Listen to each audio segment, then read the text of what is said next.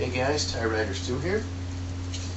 Figured I gotta get this rant off my chest.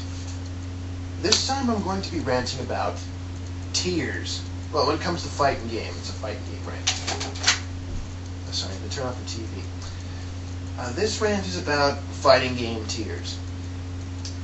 Fighting game, for those of you who don't know what fighting game tiers are, basically they're certain characters that have a certain power or a certain strength to them that people use. It depends on what character you use.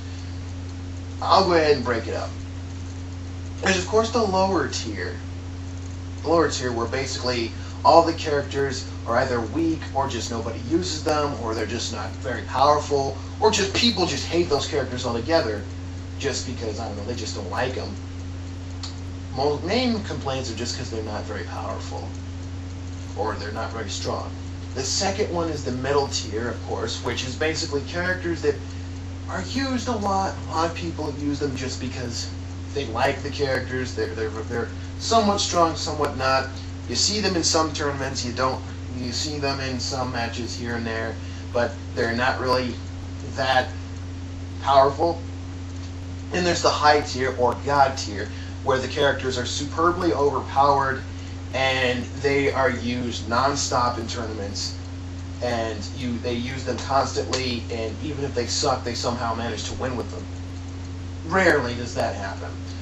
One perfect example, so far the biggest complaint so far was Street Fighter 4 Sagat, and Chun-Li back then was a top tier character, which she was overpowered. But the point I'm trying to make out is, people bitch about tier characters, and they say they're just completely and utterly worthless just because they are in the higher tier. You know, why do you even give a shit about tiers in a fighting game? Seriously. Just because top tier characters are powerful doesn't mean they can't be beaten. I mean, fuck, there is one game that I've seen where they have top tier characters. That's this fucking game. This isn't even a fighting game. This is a sports game. And believe it or not, Elmira, yes, Tiny Toon, Acme All-Stars. Elmira is the top tier character in this game. I don't know why. I don't know how, but she is. I'm not kidding you. I don't know how, but she is extremely powerful. But she's not unbeatable. The point I'm trying to make out is that when it comes to Street Fighter 4, my characters of choice are Ryu, of course, which is my main. I use him a lot. I use him most of the time when I don't feel confident in using my other characters. And as I said, he's my main.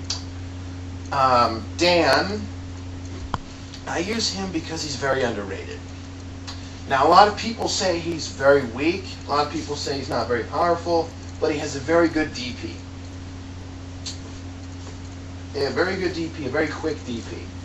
And also, his Ultra can go through other Ultras, and they can also go through projectiles, and Supers for that matter. So obviously, he's a very good character. Or at least he has some good things. Oh, and he's got a really good focus. And I also use Sakura, because I actually am a big fan of Sakura. I've been a fan of Sakura since Street Fighter Alpha. I didn't really play as her in EX. Okay, I played as her in EX, but she wasn't really that great. Oh, and I also played her in CVS, too. I used to play as her in CVS, and I kicked ass with her. Her and Ken. Oh. Anyways, I use Sakura and Dan and Ryu. Those are my three chosen characters. I do like to deviate from that original credo and play other characters. Yes, I play Sagat.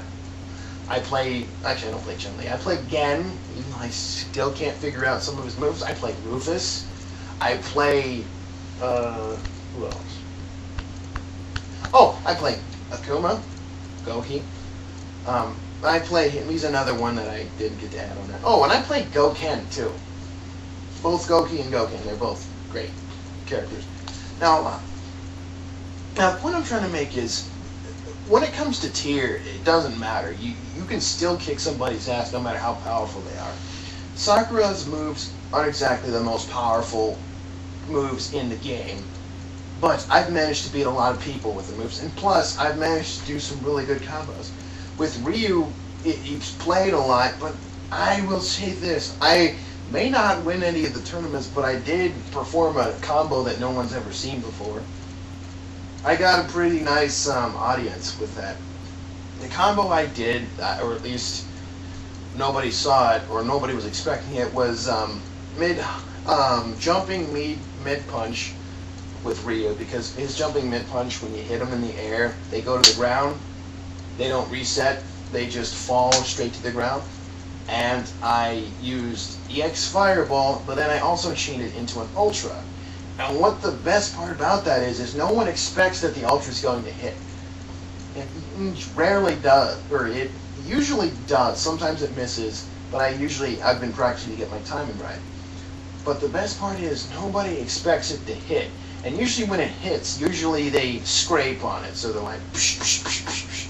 And usually the last hit flies, they usually land on the Ultra, and that's what kills them. And that's what's so great about that combo. Anyways, that's what's so great about that combo, is that people don't expect that to happen. People don't expect that people don't expect that it's going to hit, and they're thinking that, oh, no way that's going to hit, man. And when it hits, they're like, oh my god, what the hell, man? Which is pretty good. Well, anyway, that's beside the point of the video. And I learned a few combos here and there with Sakura. I'm still trying to work on her resets as well. When her EX Hurricane, because the EX Hurricane kicks a person in the air, and you can combo it into an Ultra, but you can also jump up. Well, I always use her DP because it gets more hits on it. I'm still trying to work on the low kick when you're in the air, and then try starting over the combo again, and then go into Ultra, and all that other shit.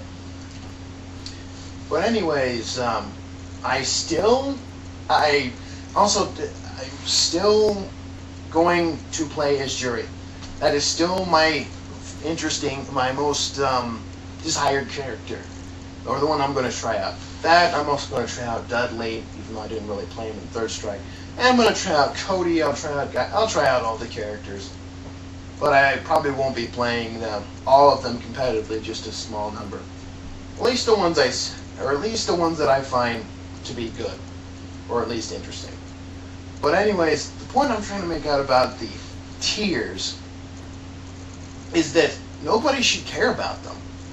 If you have a character that you feel as though you're good as, and you can kick ass with them, and it's not that big a deal, and you can beat any character. Put it this way, if you've beaten every character in a game, like say Third Strike or Street Fighter 3, if you've beaten every character, every person that's played as them, or if you've lost every character, then that means none of them are overpowered. Oh yeah, and people are still bitching about the balancing issues in Street Fighter 4. I went on the Shoryuken.com forums, and people are still bitching about, oh, why does this game have to be balanced? Can't be perfectly balanced. Sounds like they're not even trying. Like, dude, it's not going to be perfectly balanced. They're going to have to do make some sacrifices. It's really hard to make a fighting game. You can't just expect them to develop it in a flash. It doesn't work like that. But anyways, I kind of rambled on too much, and that's the end of my video, and I'm Tyrus too, and I'll catch you later.